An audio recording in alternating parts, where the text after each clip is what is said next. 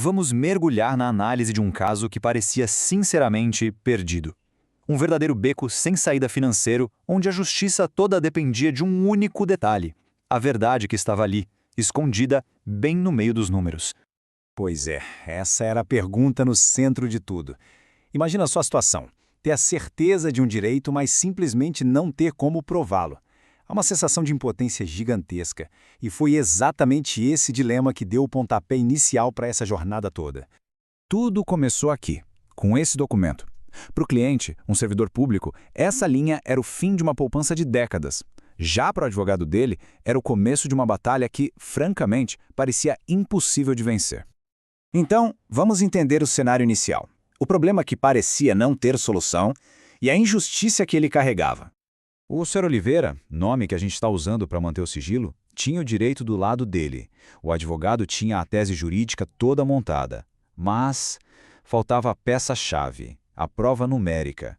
Sem ela, a causa, por mais justa que fosse, estava praticamente fadada ao fracasso.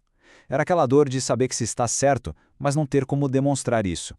E é aqui que a tensão começa a aumentar. O advogado, tentando resolver a parte técnica sozinho, se viu num verdadeiro labirinto. Cada passo em falso podia custar o caso inteiro. Agora dá uma olhada nisso aqui. A prova estava em algum lugar aí no meio, soterrada em décadas de registros bancários, em microfilmes super difíceis de ler. Tentar tirar uma verdade, um número que fizesse sentido daí, era uma tarefa, assim, monumental e muito frustrante.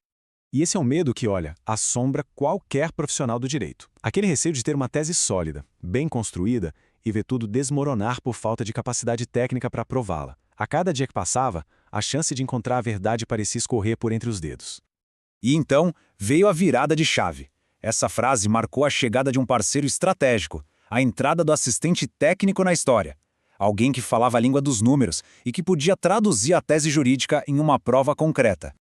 O trabalho foi uma verdadeira investigação. Primeiro, foi preciso mergulhar de cabeça nos documentos, decifrar aquele labirinto de microfilmes. Depois, com muita paciência, peça por peça, a equipe reconstruiu a vida financeira inteira daquela conta. E por fim, com tudo mapeado, o pulo do gato. Foram formulados os quesitos estratégicos, que são aquelas perguntas cirúrgicas que o perito do juiz não teria como ignorar. E agora a gente vai para o clímax. É aqui que todo aquele trabalho técnico super meticuloso se transforma no documento que mudou completamente o rumo do jogo. Esse documento, o parecer técnico, se tornou a peça central de todo o processo. Ele não trazia opiniões, ele trazia fatos. Era a verdade traduzida em números pronta para ser apresentada no tribunal.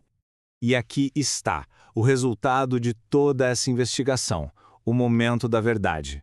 O que se descobriu foi chocante. De um lado, o que o banco afirmava categoricamente, saldo zero. Do outro, a verdade que os números revelaram. R$ 27.095,03. Esse era o valor que tinha simplesmente sumido. E agora, ele não era mais uma suspeita, um argumento. Era um fato comprovado. Mas como essa diferença absurda foi encontrada? Vamos ver como a técnica transformou um saldo zerado numa vitória bem concreta. A resposta está toda na metodologia. O parecer aplicou corretamente os índices de correção que foram expurgados por planos econômicos antigos, sabe? Usou as taxas de juros que a lei mandava e, o mais importante, recalculou tudo sob a ótica mais benéfica para o correntista. Não era mágica, era pura técnica. Com essa prova em mãos, o jogo virou completamente. O argumento do banco, que antes parecia inabalável, simplesmente não se sustentava mais. A prova técnica aniquilou a dúvida e fortaleceu a tese do advogado de um jeito que só as palavras jamais conseguiriam. Então, qual é a grande lição que esse caso nos deixa? É sobre a força da colaboração estratégica. Isso aqui ilustra perfeitamente o papel do assistente técnico. Não é alguém que substitui o advogado, mas que o fortalece. É o especialista que funciona como o advogado da parte técnica, garantindo que os números contem exatamente a mesma história que a tese jurídica. O sucesso do Sr. Oliveira, no fim das contas, foi o resultado dessa sinergia. A tese jurídica forte do advogado, combinada com a prova numérica irrefutável do assistente técnico. Um simplesmente não funcionaria sem o outro. Essa história do Sr. Oliveira deixa uma lição muito clara. Para os profissionais do direito que estão aí, diante de um desafio técnico complexo, onde a prova numérica é essencial, Contar com um parceiro estratégico pode ser o diferencial que transforma uma causa difícil em uma vitória. Para quem se identificou, o link para uma conversa inicial sem compromisso nenhum está aqui na descrição. E para a gente fechar, fica a reflexão. Quantas causas justas podem estar travadas por um desafio técnico?